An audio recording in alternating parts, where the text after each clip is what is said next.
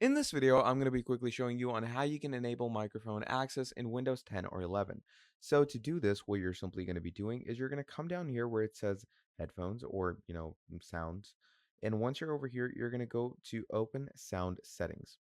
Now, once you go to open sound settings, first of all, you're going to see that your input is being detected. Now, in the case it's not, for that, what you can do is you can go over to setting up a microphone.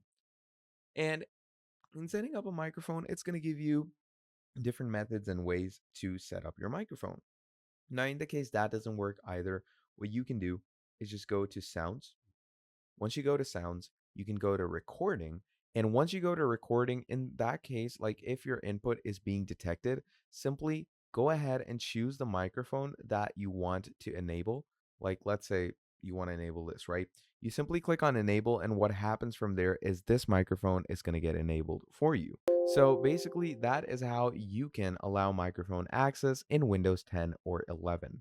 So that is pretty much about it for this video. Thank you for watching all the way till the end, and I'll see all of you next time. Have a great day. Goodbye.